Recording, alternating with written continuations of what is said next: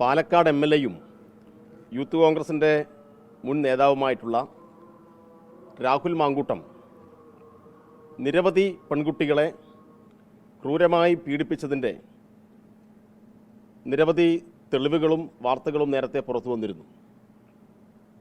ആ ഘട്ടത്തിലെല്ലാം അയാളെ പൂർണ്ണമായും സംരക്ഷിക്കാനും അയാൾക്കാവശ്യമായ സംരക്ഷണ കവചം ഒരുക്കാനും കോൺഗ്രസിൻ്റെ നേതൃത്വം തയ്യാറായി എന്നുള്ളതാണ് നമുക്ക് മുമ്പിലുള്ള അനുഭവം.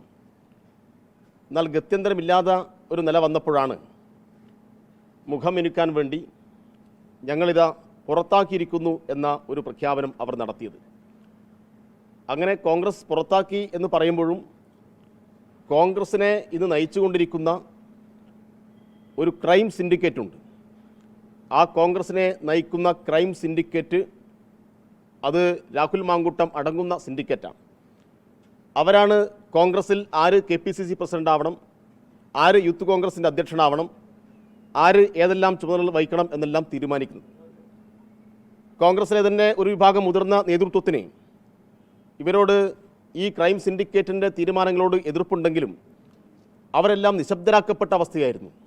നിസ്സഹായരായി ഇവരെടുക്കുന്ന തീരുമാനങ്ങൾക്ക് വെറുതെ സമ്മതം മൂളുന്ന ആളുകളായി ഒരു വിഭാഗം കോൺഗ്രസ് മാറി.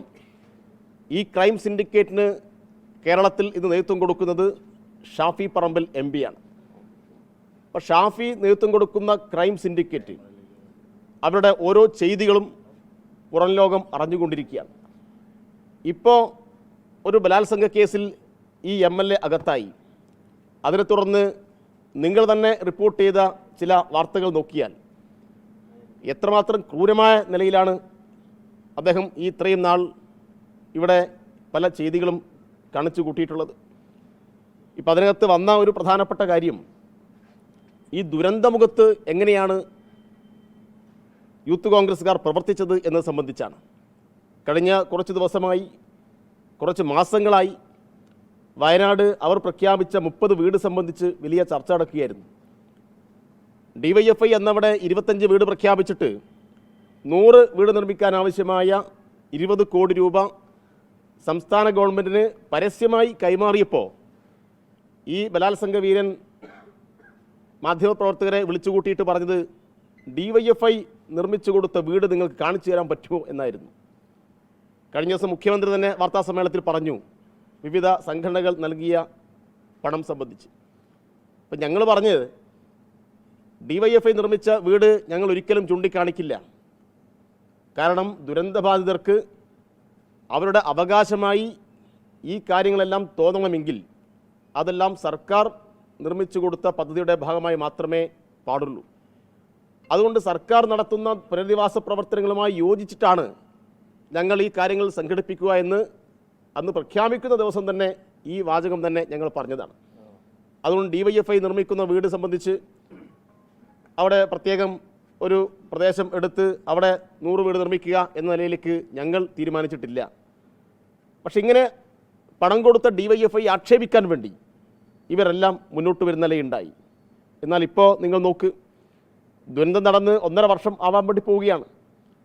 സർക്കാരിൻ്റെ വീട് നിർമ്മാണം അതിൻ്റെ അന്തിമ ഘട്ടത്തിലെത്തി. പക്ഷേ ഇപ്പോഴും യൂത്ത് കോൺഗ്രസ് നിർമ്മിച്ച 30 വീട് എവിടെ എന്ന ചോദ്യം അവിടെ കിടക്കുന്നു. ഉത്തരം ഇപ്പോൾ കിട്ടിത്തുടങ്ങി. അതിനുവേണ്ടി പണം എവിടെ പോയി എന്നത് ഇന്നിപ്പോൾ ഒരു പെൺകുട്ടിയുടെ വെളിപ്പെടുത്തലായി പെൺകുട്ടി പോലീസ് കൊടുത്ത മൊഴിയായിട്ട് രേഖപ്പെടുത്തിയിട്ട് പുറത്തു വന്നിട്ടുള്ളത് എന്നെയും ഈ പണം സമാഹരിക്കാൻ വേണ്ടിയിട്ട് ഉപയോഗപ്പെടുത്തിയിരുന്നു. എൻ്റെ കയ്യിൽ നിന്ന് 5000 രൂപ വാങ്ങിയിട്ട് രാഹുൽ മാങ്കൂട്ടം ലക്കി ഡ്രോ നടത്തി എന്നാണ് പറഞ്ഞത്. ലക്കി ഡ്രോ നടത്തിയിട്ട് രാഹുൽ മാങ്കൂട്ടം 2ാം സമ്മാനമാണ് ഈ പെൺകുട്ടി കൊടുത്തത്. എങ്ങനെയാണ് 2ാം സമ്മാനം നിനക്ക് തരാം എന്ന് വാഗ്ദാനം നൽകി അങ്ങനെ സമ്മാനം കൊടുക്കുക? ഈ ലക്കി ഡ്രോ തന്നെ നടത്താൻ നിയമപരമായി അധികാരമുണ്ടോ, അവകാശമുണ്ടോ? ആ നിയമങ്ങളെല്ലാം പാലിച്ചിട്ടാണോ ഇത് നടത്തിയത്? ഇനിയിപ്പോൾ അങ്ങനെ നടത്തിയിട്ട് ഒരു നല്ല കാര്യത്തിന് വേണ്ടിയിട്ട് ഇങ്ങനെ ഒരു കാര്യം നടത്തി, എന്നാൽ പിന്നെ ആ പണം ഏത് അക്കൗണ്ടിലേക്കാണ് വാങ്ങേണ്ടത്? രാഹുലിൻ്റെ സുഹൃത്തായിട്ടുള്ള ഫെനിയുടെ അക്കൗണ്ടിലേക്കാണ് ഈ ലക്കി ഡ്രോ വഴി പണം സമാഹരിച്ചത്. ഇങ്ങനെ എത്ര സുഹൃത്തുക്കളുടെ അക്കൗണ്ടിലേക്ക് പണം സമാഹരിച്ചിട്ടുണ്ടാവും? എത്ര ലക്കി ഡ്രോ നടത്തിയിട്ടുണ്ടാവും? ഇതെല്ലാം സംബന്ധിച്ച് സമഗ്രമായ അന്വേഷണം നടക്കേണ്ടതുണ്ട്. ഒരു ഘട്ടത്തിൽ യൂത്ത് കോൺഗ്രസിൻ്റെ ക്യാമ്പിൽ വിമർശനമുയർന്നു വന്നപ്പോൾ, വാർത്ത പുറത്തേക്ക് വന്നപ്പോൾ പറഞ്ഞത് ഞങ്ങൾ 78 ലക്ഷമോ മറ്റോ പിരിച്ചു എന്നാണ്. കഴിഞ്ഞ ദിവസം KPCC പ്രസിഡന്റ് പറഞ്ഞത് അത് 1 കോടി ഞങ്ങൾ തന്നിട്ടുണ്ട് എന്നാണ്. 78 ലക്ഷമോ 1 കോടിയോ അല്ല പിരിച്ചത്. ലക്കി ഡ്രോ വഴിയും മറ്റ് പല ചൂതാട്ടം വഴിയും വലിയ രൂപത്തിൽ പണം പിരിച്ചിട്ടുണ്ട്. അപ്പോൾ നിങ്ങളൊന്ന് ആലോചിച്ച് നോക്കിയേ, വയനാട്ടിലെ ദുരന്തബാധിതരുടെ കണ്ണീരൊപ്പാൻ എന്ന് പറഞ്ഞിട്ട് ഈ ഇരപിടിയൻ പെൺകുട്ടികളെ വശീകരിക്കാൻ വേണ്ടിയിട്ട് ആ പുനരധിവാസ പ്രവർത്തനത്തെ ഉപയോഗിച്ചു എന്നതാണ് ഗൗരവമായിട്ടുള്ള കാര്യം. ഉത്തരവാദിത്തപ്പെട്ട ഒരു യുവജന സംഘടനയുടെ നേതാവ് അവിടെ ദുരന്തമുഖത്ത് പറന്നെത്തിയത് എന്തെങ്കിലും ദുരന്ത നിവാരണ പ്രവർത്തനത്തിന് വേണ്ടിയിട്ടല്ല. തൻ്റെ ഇത്തരം ചെയ്തികൾക്കാവശ്യമായ പണം സമാഹരിക്കാൻ ഒരവസരമായി കഴുകൻ കണ്ണുകളുമായിട്ടാണ് ആ വയനാടിൻ്റെ ദുരന്ത ഭൂമിയിൽ യൂത്ത് കോൺഗ്രസിൻ്റെ സംഘം പറന്നെത്തിയത്. ഇരപിടിയൻ മനോഭാവത്തോടു കൂടിയിട്ടാണ് അവിടെ പെരുമാറിയത്. അതുകൊണ്ട് ഈ ദുരന്ത പുനരധിവാസ പ്രവർത്തനത്തെ പോലും ഈ നിലയിൽ പണം സമാഹരിക്കാൻ, പെൺകുട്ടികളെ വശീകരിക്കാൻ, തൻ്റെ ഇത്തരം ചെയ്തികൾക്ക് ആവശ്യമായിട്ടുള്ള പണം സമാഹരിക്കാൻ ഉൾപ്പെടെ ഉപയോഗപ്പെടുത്തിയിട്ടുള്ള ഈ അധമ സംഘത്തെ ഗൗരവമായി കൈകാര്യം ചെയ്യേണ്ടതുണ്ട്. ഇതുമായി ബന്ധപ്പെട്ട സമഗ്ര അന്വേഷണം നടത്തേണ്ടതുണ്ട്. ഈ ക്രൈം സിൻഡിക്കേറ്റിലെ രണ്ടാമനാണ് ഇപ്പോൾ ജയിലിലേക്ക് പോയിട്ടുള്ളത്. ക്രൈം സിൻഡിക്കേറ്റിൽ ഒന്നാമനുണ്ട്. ആ ക്രൈം സിൻഡിക്കേറ്റിൻ്റെ ഒന്നാമനും ഇതേ വഴിയിൽ തന്നെ വലിയ നിലയിൽ തുറന്നു കാട്ടപ്പെടും എന്ന കാര്യത്തിൽ ഒരു തർക്കവുമില്ല. ഇപ്പോൾ വടകരയിലെ ഫ്ലാറ്റിനെ കുറിച്ചൊക്കെ ചില വാർത്തകൾ വരുന്നുണ്ട്. വടകരയിലെ ഫ്ലാറ്റിലേക്ക് ക്ഷണിക്കപ്പെട്ടു എന്നാണ് പറഞ്ഞത്.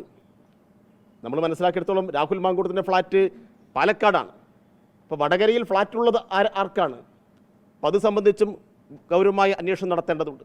ഇപ്പോൾ പെൺകുട്ടികളെ ഫ്ലാറ്റിലേക്ക് ക്ഷണിച്ചു കൊണ്ടുപോവുക, അവിടെ നിന്ന് ക്രൂരമായി ബലാത്സംഗത്തിന് ഇരയാക്കുക, ഗർഭചിത്രം നടത്തുക, അതിൻ്റെ പണം ഇതുപോലെയുള്ള ദുരന്തബാധിത ഫണ്ടിൽ നിന്നും ഉപയോഗപ്പെടുത്തുക, എത്രമാത്രം ഹീനമായ, എത്രമാത്രം നെറികേടാണ് ഇവർ കാണിച്ചിട്ടുള്ളത്. ഇതിനെല്ലാം ഇവർ കൂട്ടുനിൽക്കുകയാണ്. കോൺഗ്രസിൻ്റെ നേതൃത്വം കൂട്ടുനിൽക്കുകയാണ്.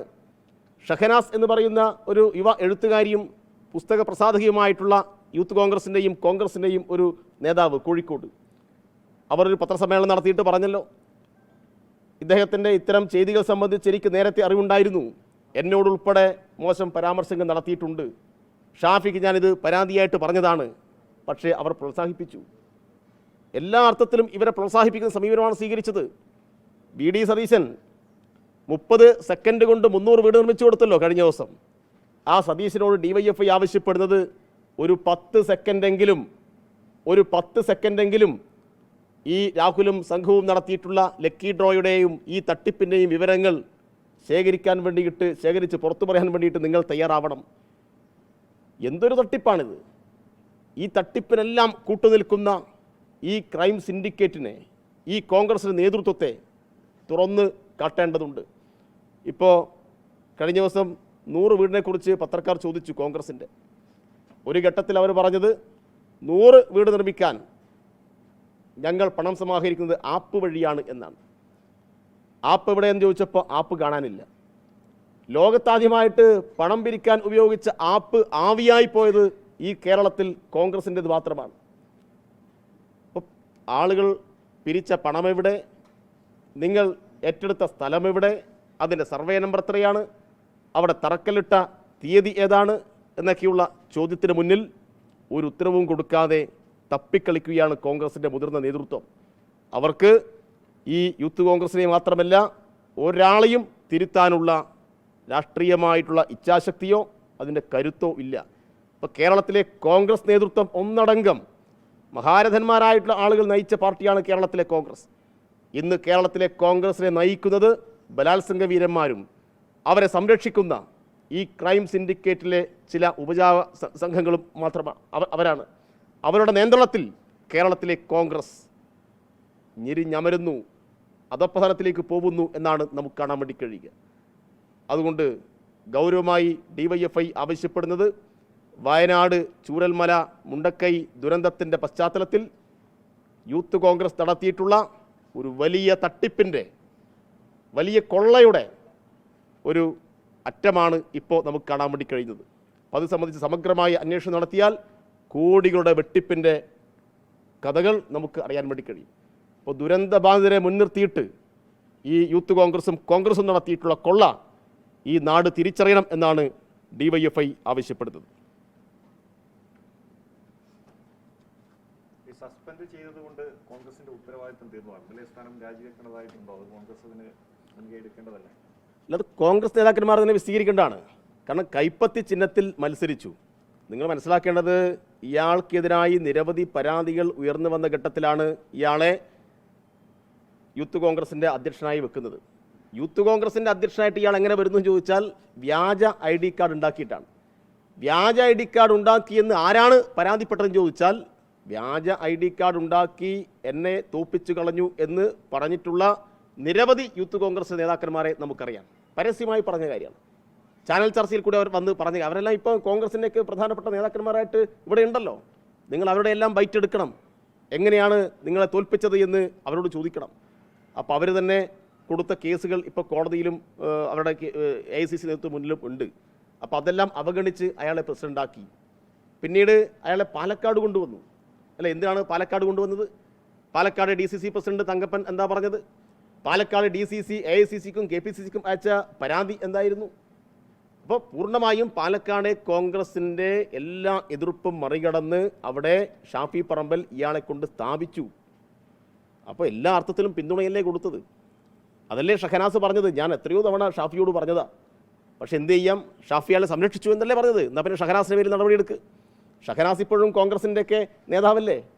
എന്തുകൊണ്ട് ഷഹനാസിൻ്റെ ഈ പത്രസമ്മേളനത്തിന് മറുപടി പറയാൻ ഷാഫി തയ്യാറായിട്ടില്ല? അപ്പോൾ ഇതിനെല്ലാം രക്ഷാധികാരിയായിട്ട് ഷാഫിയാണ് നേതൃത്വം കൊടുത്തുകൊണ്ടിരിക്കുന്നത് എന്ന് നമുക്കറിയാം. അതുകൊണ്ട് ക്രൈം സിൻഡിക്കേറ്റിലെ രണ്ടാമൻ മാത്രമേ ഇപ്പോൾ അകത്ത് പോയിട്ടുള്ളൂ. ക്രൈം സിൻഡിക്കേറ്റിലെ ഒന്നാമനും മൂന്നാമനും നാലാമനുമെല്ലാം പിന്നാലെ പോവും എന്ന കാര്യത്തിൽ ഒരു തർക്കവുമില്ല.